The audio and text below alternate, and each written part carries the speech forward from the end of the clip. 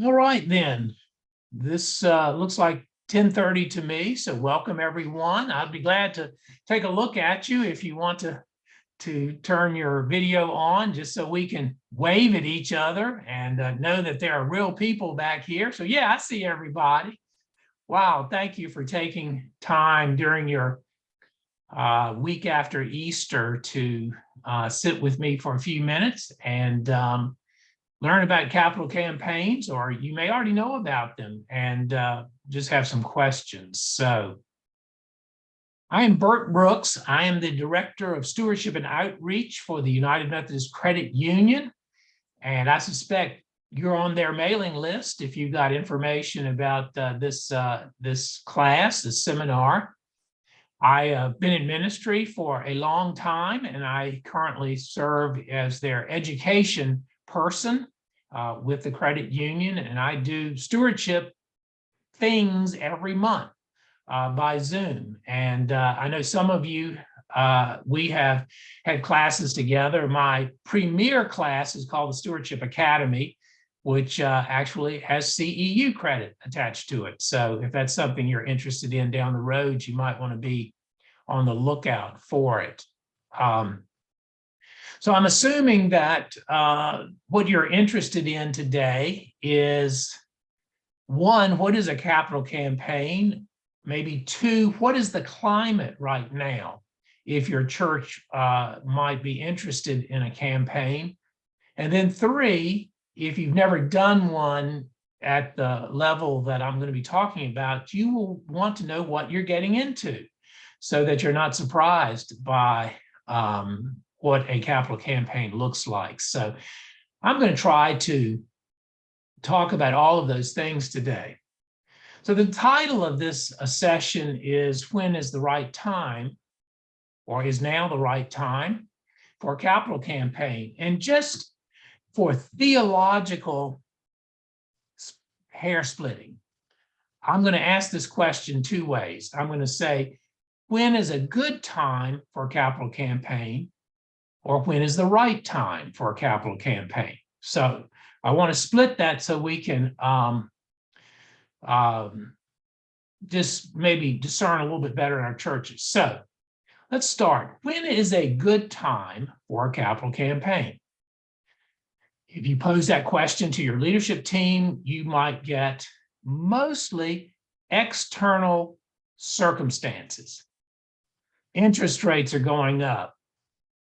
Ukrainian-Russian war, church splitting, next election, on and on and on. You will get these environmental kind of answers. And if the environmental answers are the answer, there's never a good time for a capital campaign.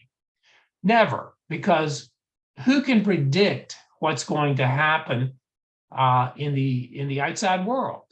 And so you have to balance that. And yes, you do want to ask that question, is this a good time, considering the economy, the political environment, the church environment, and on and on and on, whatever questions you feel are relevant. If you're asking the question, when is the right time, then you would get a different set of answers. The right time seems to kind of organically bubble up in conversation that looks like or sounds something like this. We are ready to move forward. We see an opportunity for mission. We feel like our people can grow if we can provide more adequate space. You see, those are much more kind of internal, spiritual, visionary kinds of answers to when is the right time for a capital campaign. The right time always tends to kind of come unexpectedly. At least that's the way I feel. People start to get some spiritual feeling that we need to move toward something. And a capital campaign might provide us with those funds to move toward that which we have envisioned. And so for those of you who approach the word chronos and kairos, I just described for you chronos time, which is the question, is this a good time? Versus kairos time, which is the question, is this the right time? And so those hopefully will match up, that chronos and kairos will intersect at just the right time for you and your ministry. But I think I would always err on the side of kairos time, God time, right time. You know, scripture's full of at just the right time, in the fullness of time. And so don't neglect the spiritual movement that might look opposed to what's going on in the environment around us, because I think that's something worth listening to. Does that make sense, my kind of opening monologue there? So for some of you, we can conclude the seminar right now. It is the right time for your church to have a capital campaign. For others, we can conclude it with no, it's not the right time for your church to have a capital campaign. For others, well, maybe the next few weeks, months will help clarify what is happening in terms of where you want to go forward. So that is about as academic and theological as I'm going to get for the next few minutes, but I think that's a good starting point. What is a capital campaign? In general, it's a bricks and mortar campaign. It comes from the fact that we as United Methodists have built buildings, and those buildings have air conditioning systems, and those buildings have pews, and those buildings have chairs, and on and on and on. So essentially, a capital campaign is designed to fund the ongoing maintenance of a building. It's designed to fund new construction, if you're going to add on or do some remodeling, or if you're going to relocate or build a brand new church from the ground up. That is where the capital campaign is used. Capital, meaning money, capital to put into that plant and equipment, so to speak, is what I have seen mostly in my time. I've never done an endowment campaign for a church, so I've heard of them, but essentially it is bricks and mortar. Capital campaign. There are a couple of theories around capital campaign that if you stick to from the start, it will be better. One, capital campaign is money given above and beyond your annual giving. Above and beyond. It is second level, second mile, increased giving because of the capital campaign.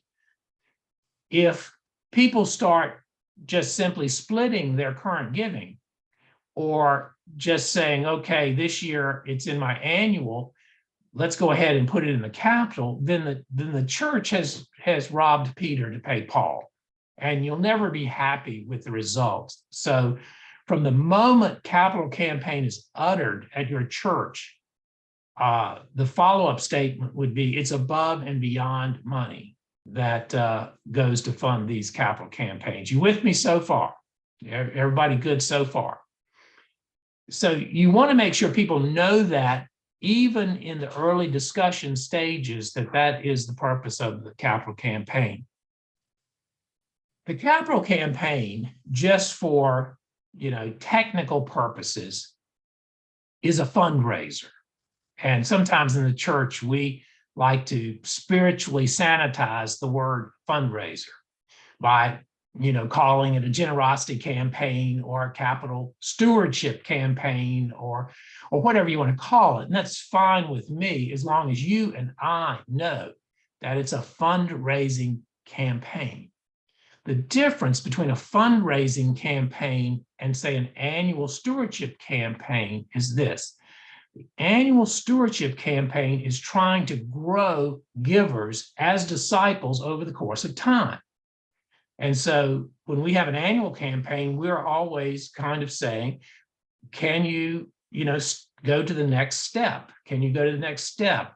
Can you move toward the tithe or the half tithe or whatever the church's goal is, and sustain that step over the course of time until you get to the next step, to the next step, to the next step.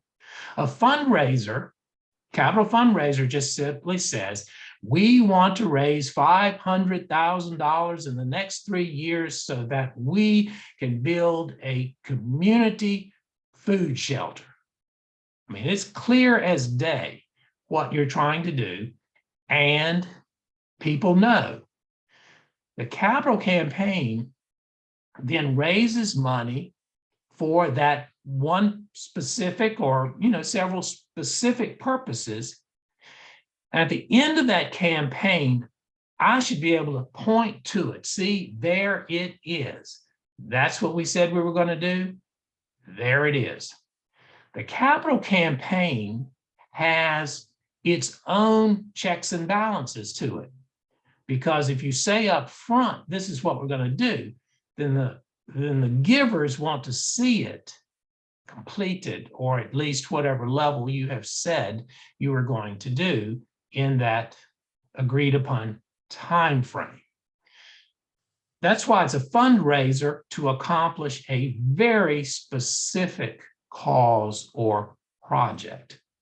And so you don't use capital campaigns, unless you have some major initiative that you feel your church is called to. You wouldn't do that every year. Now, I've seen churches have 2 blanks on their annual pledge card, that one will say annual budget and the other might say capital budget. That's all right, because that's just kind of a volunteer effort there, whatever a person wants to do.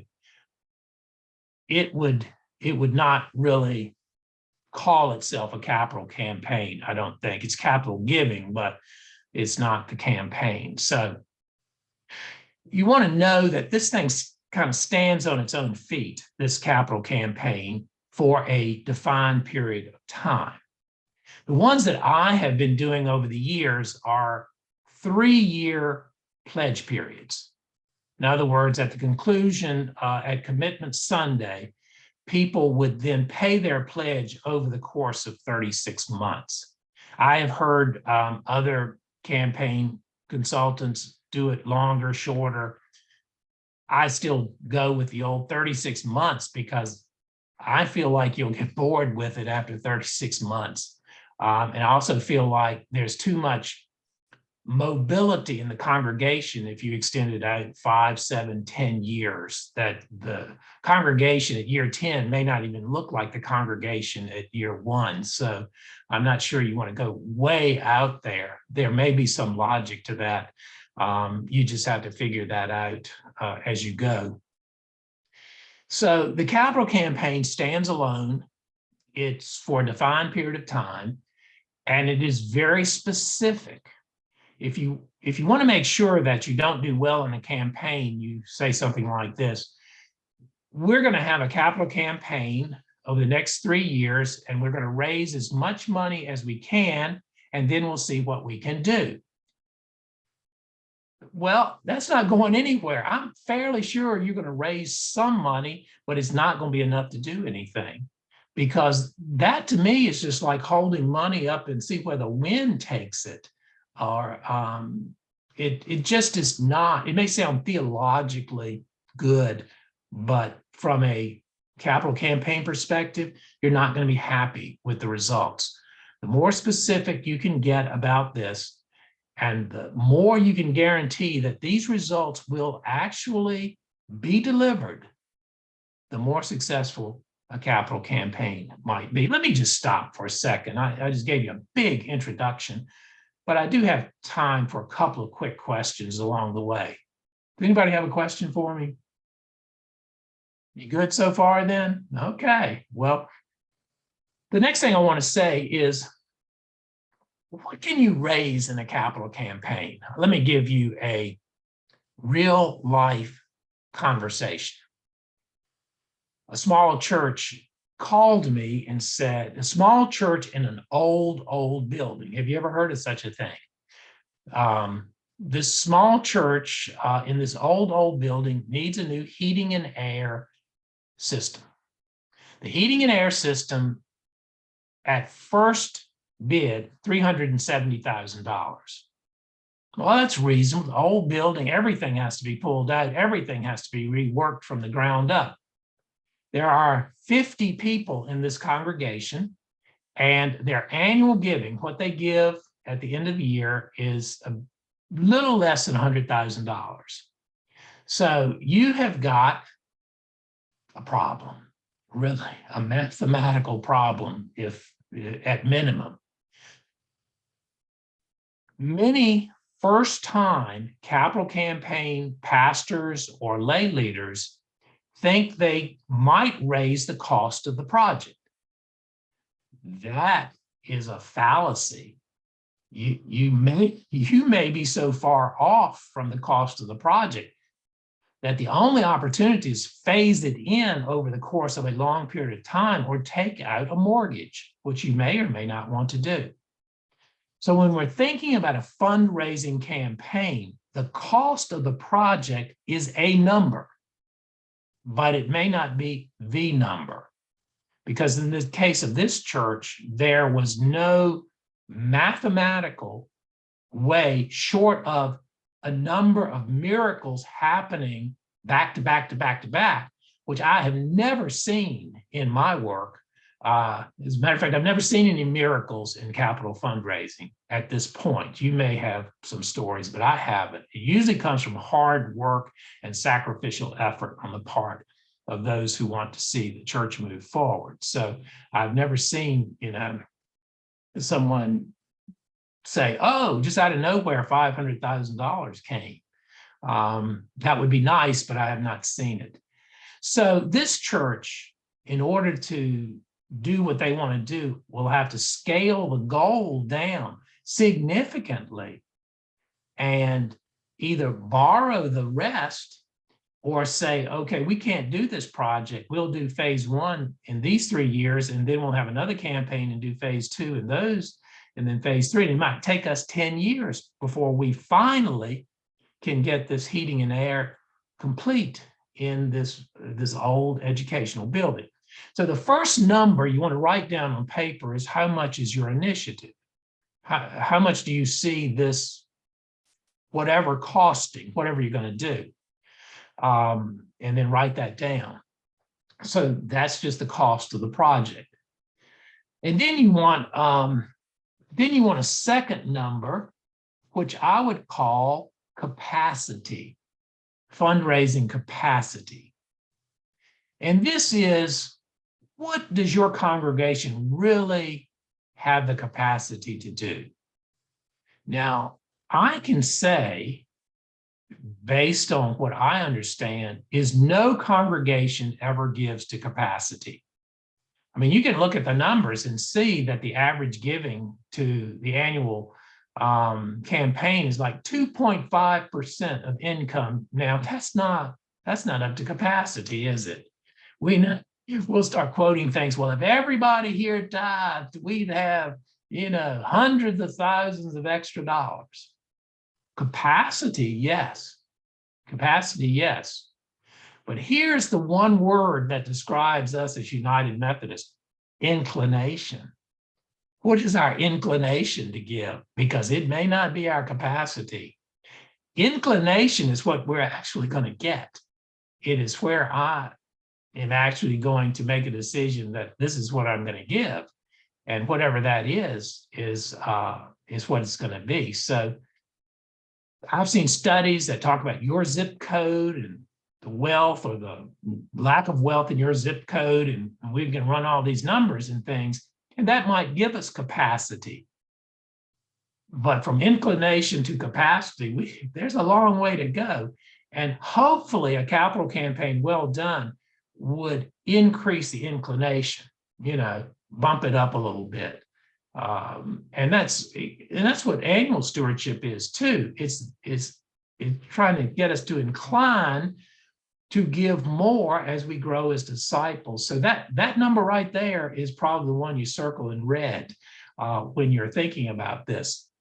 So you've got the cost of the project, you've got the capacity, you've got the inclination, and then you've got the fundraising goal. That's number 4, the goal.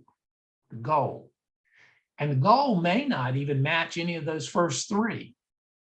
So let me give you some pre-pandemic rules of thumb.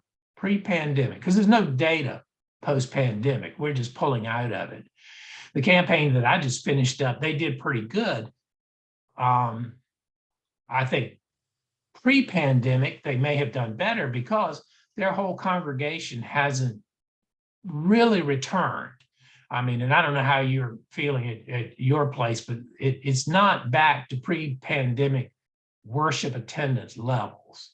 But I think for what it was pretty good. So the rule of thumb that we use to set a goal is that you can expect to raise 1 to 2 times annual giving. 1 to 2 times annual giving over 36 months. So just to use some round numbers, let's say that your church had annual giving of $500,000 last year. The upper range of what you might raise is 1 million. The lower range is 500,000. 1 to 2 times. Now, within those 1 to 2 times, various projects or initiatives have more or less fundraising enthusiasm about them. All right, I'll give it to you. The enthusiasm is not the same for all projects. The one with the most enthusiasm is new worship space, if that is to be, because the highest percentage of worshipers will claim that space. They will claim it. They will actually be there on week to week, and they will see what has been transformed, what has been changed. So that tends, at least pre-pandemic, tends to generate the most in the 1 to 2 times ratio. Now, can you imagine what generates the least in the 1 to 2 time ratio? Mortgage payments and probably repairs to the parsonage, if you still have a parsonage. Those, I would not even, the enthusiasm for those is the bottom. Enthusiasm for this is the top. Now you decide what your church is getting ready to do and put it somewhere between those two. And you can kind of get a feel. Again, this is not a science. This is an art based on some very broad experiential principles.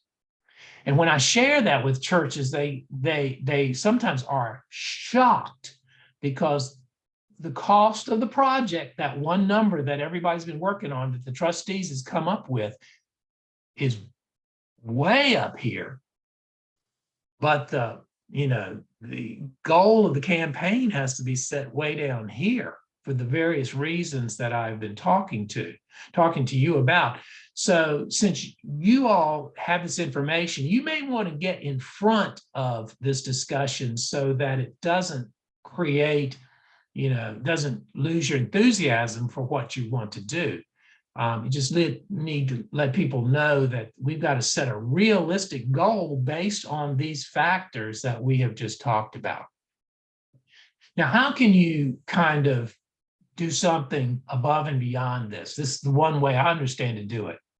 You find a large giver comes up to you and says, go ahead and I want to let you know that I will give $250,000. Wow, that's great. Now, this is the delicate part. We need you to write that check today.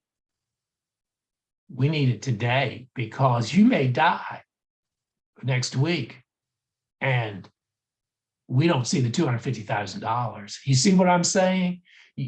You better not take too many big dollar IOUs over the course of time.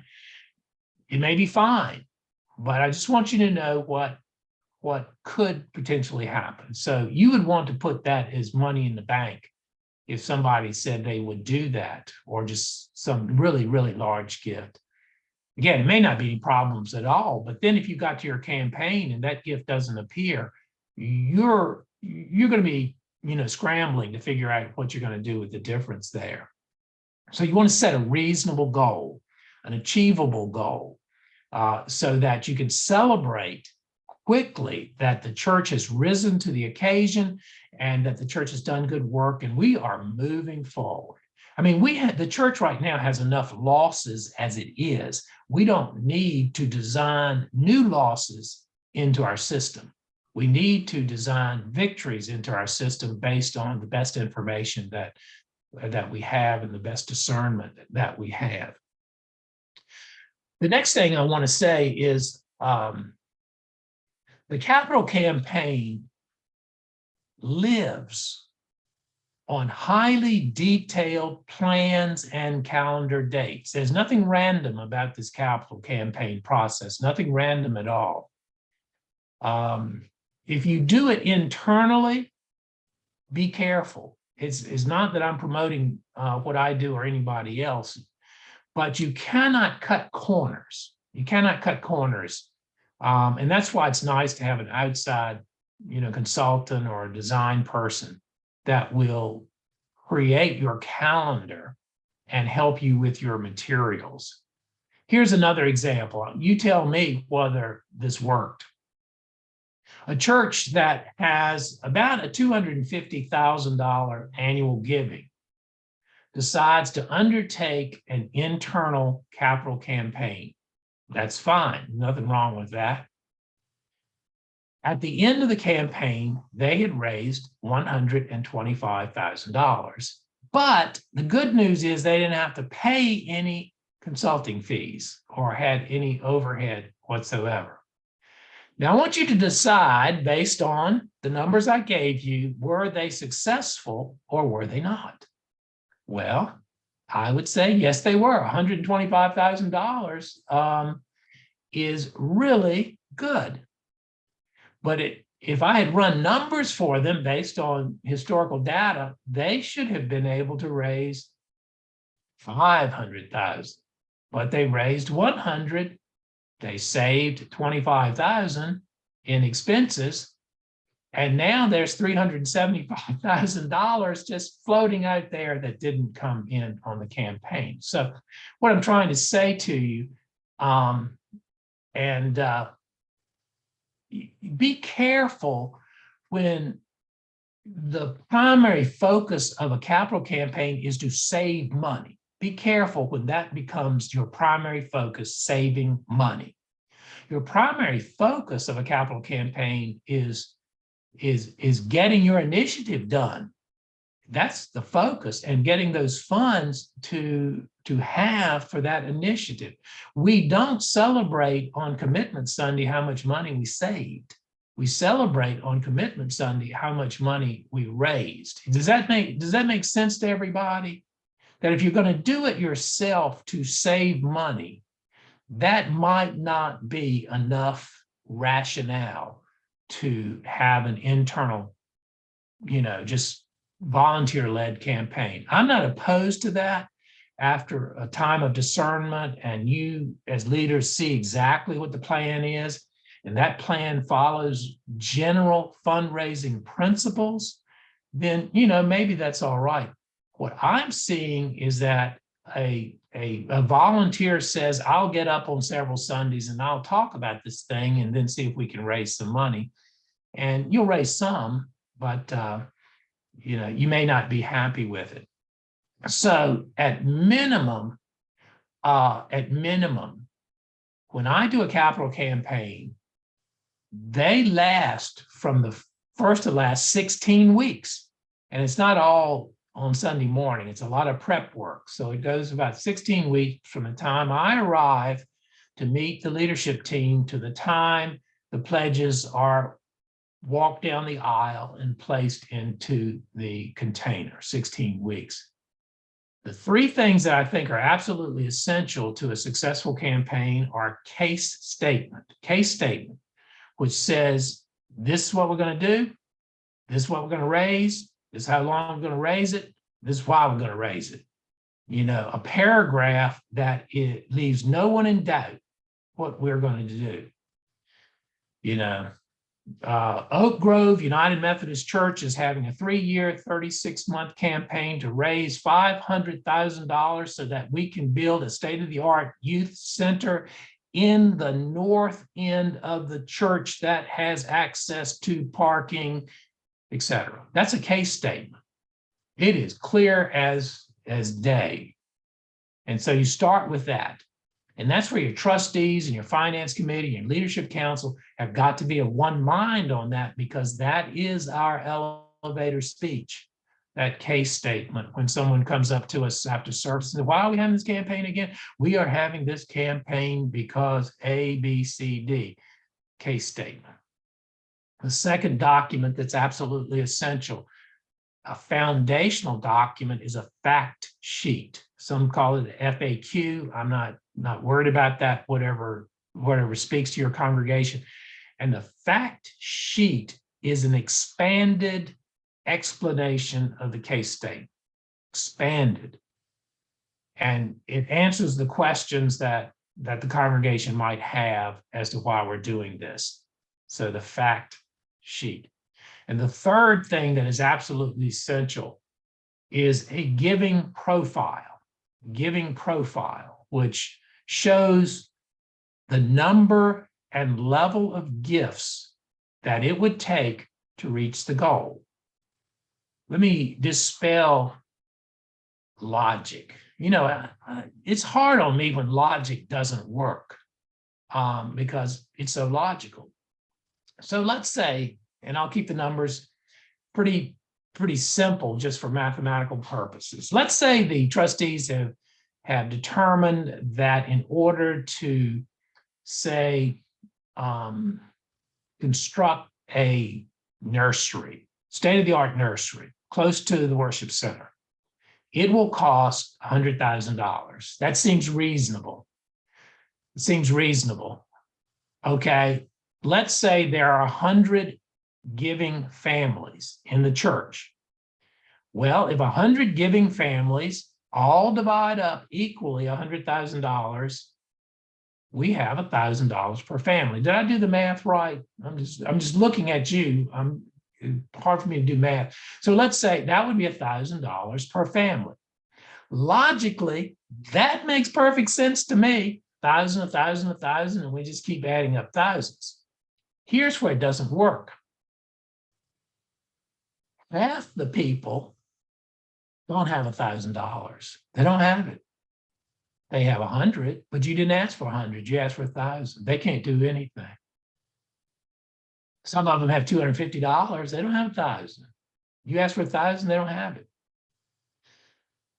Then you go on the upper side, 50% of them have far more than $1,000, but you only ask for 1,000.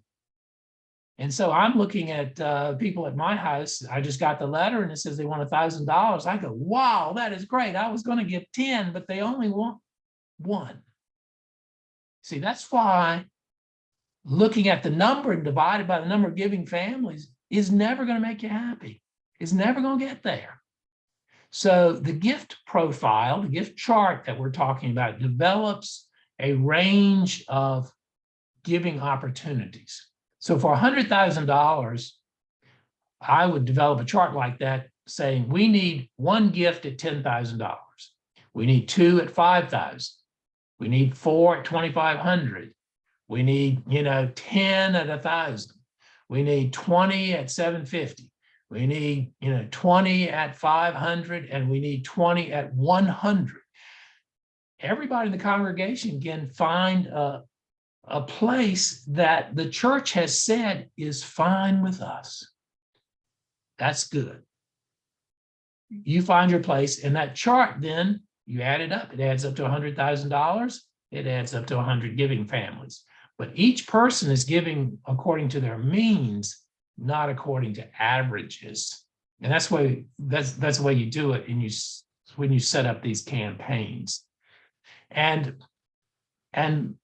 that those three documents are absolutely essential to getting this thing off on the right foot. And then there will come other kinds of activities and other kinds of prayers and worship services, preaching series, etc., as you go forward. Ultimately, all doing merging information and inspiration. We're merging those two. There's no reason these two can't be merged, because this is ministry, and we do want people inspired to give so that we can do ministry. Let me stop again. Anything, if I told you anything you didn't know, do you already know this? Or do I need to just move on to Advanced Capital Campaign 201? Let me hear a real voice talk to me. Hey, Bert, Dale White. I'm the Director of Congregational Excellence out in Stanton District. This is extremely helpful because my job is going around to churches, really helping them dream and be realistic. So you've given some great insights. Don't have any questions at this point.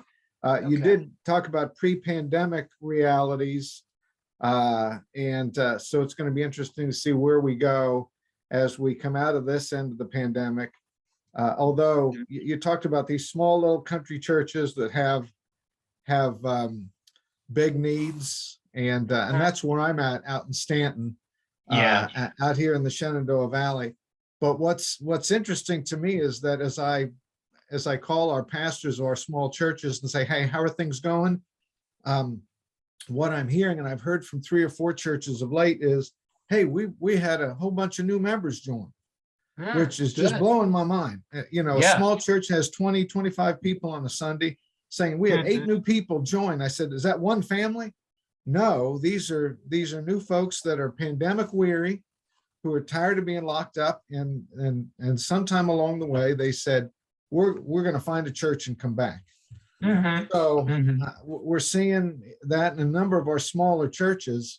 So be curious to see how that ties into giving and campaigns as they look to do some expansion of their mission and ministry in the future. Just a comment. Thanks. Thank you, Dave. Appreciate you letting me know that. Anybody else have a quick question or comment, or have some experience around anything that we've talked about? I have no experience, but I'm looking forward to the Capital Campaign 201 information. Okay. All right. Well, let me finish 101, and going back to the original question, is now the right time? So I've given you some tools to decide if it's the right time. All right. If you are a veteran capital campaign pastor or committee chair, you've already been through a lot of this, and you have already kind of gone from naive to realistic. A lot of times in that first campaign, we're naive. We don't know what to expect. We have hired somebody to come and talk to us. We've never seen the program. And on the first night, they hand us this just kind of, program, and we're looking at it and trying to sort it out, and amazed at how much work there is to do. So the second time around, you know what you're getting into, and you know what questions that you want to ask. Here are some strategies for subsequent campaigns. One of the things that you probably need to decide up front is that you're going to have back-to-back campaigns, as long as you have projects that you have identified that you want to move forward to. There's a good chance that in campaign 2 or 3, you're just paying mortgage. There's nothing else to see. except the mortgage that you might have taken out on whatever you did back in years 1 through 3 or 1 through 6. So there is going to be a decline in the response, not because simply that mortgages are not interesting, but because unless you've had a large influx of new members, you're kind of asking the same people to continue that second mile giving, 3 more years, 6 more years, 9 more years. So you have to know that it usually, a church that undertakes their first campaign, it could be outstanding. And then you kind of, in the second, third campaign, you may have lowered your sights. You may have still done well, but it may not have generated the response that the first campaign did. And that sounds reasonable to me, because people have been through it. It's not new anymore. It is now almost routine. So that's something to look for. The next thing I would suggest for people who are doing subsequent campaigns is be careful of taking a break from your capital campaign cash flow. I see churches who say, okay, we're tired of campaigns. We're just going to build the monthly mortgage of $12,000 a month, and we're going to put it in the general fund. And we're not going to have a campaign because we're tired of them. But two cash flows don't tend to appear in one budget. They don't. They get lost. People will forget that we have a mortgage because now you're asking them to just turn in an annual campaign pledge to a budget that has now gone up by 6 figures or 5 figures. And once it goes into the general fund budget, it becomes a first priority payment. In other words, before apportionments, before anything, you're going to pay that mortgage. You can't call the bank and say, look, it's tight this month in the general fund. We're not paying the mortgage. It becomes the number one expense in your annual budget, and it will kick out your program and your ministry money, your community service, your growing your staff, things like that. So be very careful what you do down the road with these subsequent campaigns.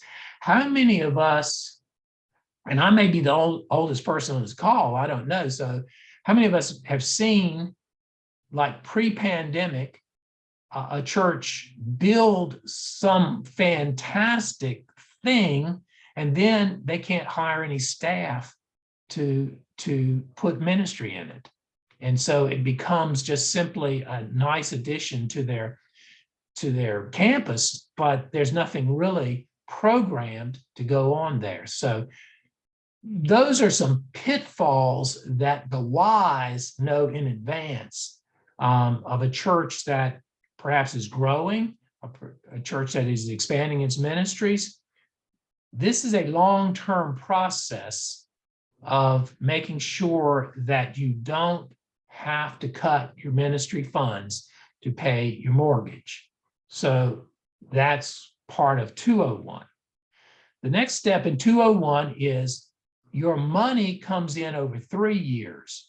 So building teams, construction teams, etc., who want a big chunk of money the first Sunday after Commitment Sunday are going to be disappointed because this thing comes in 1/36 segments over the course. So you really need a savvy finance person who can look at cash flow, cash coming in from the campaign, cash going out to whatever it is you had raised this money for. And those are not going to match up, I'm pretty sure, over the course of 36 months. Now, they may balance out in month 36, I don't know. Another thing is what they call campaign shrinkage. How much of your original do you get at the end? And that depends on a couple of factors, I think. One, it depends on whether you wore your people out during the campaign. In other words, I hear stories of campaigns that are so in your face that people just want to make the pledge and be done with it. But campaigns that raise the spiritual awareness and help us, see this as a movement of God are not campaigns that create fatigue, but campaigns that create energy. And so I think when people are not under stress to make a pledge, they will fulfill that pledge. So it'd be my hope that a church would get 95% of its original pledge. And that would include some new pledges along the way that would offset some people who have moved during that 3-year period, or, for whatever reason, stop giving that pledge. So you also have to build in this little shrinkage factor in that. So I do think it takes some sophistication to forecast this, well beyond the first 36 months, so that you're not caught saying, we thought this money was coming in, but now we've got this big bill sitting in front of us. What do we do? So you want to make sure that these two cash flows coming in from the campaign, going out to the project of your choice, then has something in the middle that allows this thing to continue according to plan. All right, those are good. I mean, when we get up to Capital Campaign 301 is probably, that probably requires a session on its own. Then we're going to get into mortgage financing and refinancing and looking at other ways to create capital funding. So I'm not even ready for that one today myself. Let's move back to finance or Capital Campaign 101. Any other questions? Josh asked, what are your feelings on wealth screening tools? I don't use them. The church is small. I mean, if I were your university, I would use that if I was a major nonprofit, but we are who we are. We're a closed audience, so to speak. So I don't tend to use those. I may need to one day if that demand is there. But at this point, pastors and lay leaders, I think, are a little skeptical of knowing too much. And so if your church is all right with that, I don't know of any problems there. I have not used those before. So Josh, you asked a good question. Thank you. Yeah. What do you think, Josh? What's your thought on it? Well, I'm actually in a nonprofit setting running a summer camp, but we did, and it was surprising. I just didn't know about the ethics, about how you felt, prying into people's information that is publicly available. But I feel a lot of people poor mouth, at least in my experience as a parish minister. It was shocking to see what people were actually capable of. Yeah. So I'm not opposed to it. I just don't use them. And when I do a capital campaign, I don't qualify the members. I know I've heard people tell me that they needed to get in and say, we're going to identify this person with this size gift and identify that person with that size gift. And that may be somewhat wealth screening in and of itself. What I do is I create a visitation team to just simply deliver pre-campaign packets to potential large donors. And I like their feedback. I want to hear what they think about the project before we publish everything. And sometimes they have good points. They say, well, I'd like to make a large donation to the project, but I'm not clear on this. Well, that's worth clarifying. Going back to the team and saying, okay, there's some confusion around some bit of what we're trying to do. Let's really sharpen that. And then if you do that, there's a good chance the donor is going to realize you listened to them. You listened to them and you went back and you made it better. So there's a lot of goodwill that is helpful in these campaigns, and that's part of the process. The campaign goes like this. Large donors get the earliest attention, not the most, the earliest. Leadership donors get the next most attention, and the congregation gets the next most attention. And that's not because anybody is considered different. Large donors need time to make their donation work. They may have to sell something. They may have to, talk to somebody. They may have to say, I need to do it on January 1st and not December the 31st. And we want to give them all the time they need to do what they need to do. Congregational donors tend to give out of current cash. In other words, they're going to increase $10 a week. If they need this kind of time over here, somehow they'll have to reveal that to us. But in general, that's the way it works. So larger donors get early attention. Leadership, meaning your elected people, get the next level of attention. The general memberships get third level of attention, and then everybody commits on the Commitment Sunday. I used to do advanced commitment, but I don't know. Churches seem to like everybody doing it at the same time, which meant everybody experienced Commitment Sunday at the same time. And so I found that works pretty good. But these are good questions. Anything else? Now is your time. You may not know everything about this, but any question is valuable to me.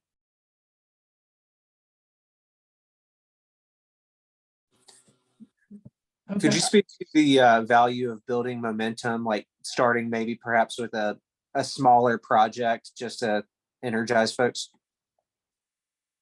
Well, I think any project, just to give you a generic answer, has to be part of a vision for your work. And so as long as that smaller project is a stepping stone to where you're going, I think that's fine. And I think it also tests the water of who is also your partners in this work. So yeah, I would be for that. It could be phase one. In other words, again, I'm just talking, it could be, that small project could be phase one of a 5-phase project. And so your donors would say, oh, we made phase one. I'm sure it's time for phase two. So yes, I think that's a nice prelude to taking bigger steps. Does that work for you, Josh? Again, that's what I do. Yeah, that's thank you. Yeah. Okay. All right. Well, good. Any other questions? I see David Graves. Yes, David. Can't hear.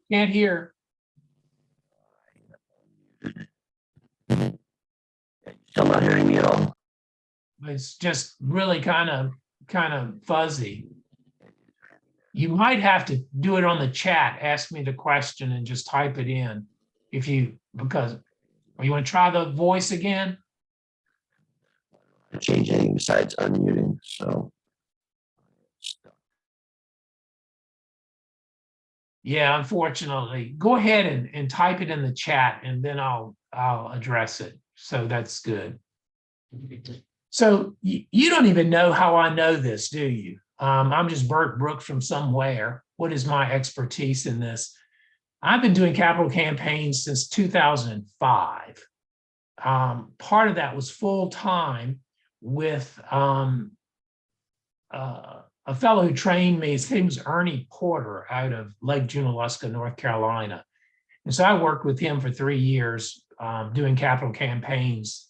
And then I went back into the parish and did capital campaigns just as needed and as invited. So I've got about 30 capital campaigns during my time, and I still do them. That actually is my main job, in addition to being the the Director of Stewardship and Outreach. So that's a lot of what I do is based on training, and a lot of it is just based on experience and feedback in the various places I've been. So I'm giving you my perspective. Other capital campaign people would give you their perspective on what needs to take place for a successful campaign. So David says, if we build it, they will come. A member has suggested a campaign to build a larger youth facility to grow our youth program, but our current youth leaders are exhausted due to a lack of youth leaders and teachers at our current level. In the 1990s, that was the mantra. If we build it, they will come. But what we didn't tell them, this is what we meant. If we build it, they will come and they will pay for it. Now, the last part of it didn't quite work. They came, we built it, they came, but they didn't necessarily pay for it. And now it's gotten old and everything has to be replaced. I was part of the enthusiasm of the 1990s, and the sky was the limit. It never occurred to us that the church would go into decline or even address split. It just didn't. And mostly what I'm doing now is maintenance and repair capital campaigns of really nice spaces that have never quite lived up to their potential. Is there a place you can rent in town or in your area that can grow the numbers before you have to grow the bricks and mortar? I'm not sure buildings attract younger generations like they did my generation and my parents' generation. I just don't know if that's what we're seeing. I understand the logic behind that, but I think top-notch staff, youth staff would grow a program more so than a building to house a group of tired volunteers in. At least that's. But David, I'd be glad to talk to you offline about that. I would have to get more information. I think the best capital campaigns happen when it's shoulder to shoulder somewhere, in the worship space, in the nursery, in the youth room. When we are full and running over, I think you get a lot of enthusiasm for new construction. When it's not full and running over, then you have to ask the question, is this the answer to our future youth ministry hopes and dreams? And I don't know that. I don't know the answer to that quite yet. One church asked me, they were going to do some new construction and on their worship center, and it wasn't full anymore. Pre-pandemic, it was full. Post-pandemic, it was not full. And I just suggested maybe you wait on this construction until you see, a year or two of data as to what the church is going to look like. And they said, no, we can't do that. We've already signed the construction contract for the expanded space. So, David, my short answer is it may not be the right time for that without a little bit more discernment. So, but again, I don't know. So David, the good thing is you don't have to listen to me, but I'll be glad to help you any way I can. Okay, well, then I think we have run out of time. I hope that what I've given you is useful for your decision-making and for your team to decide if this is the right time for your capital campaign. If I can help you in any way, please let me know. I would love to work with you and your church in the future.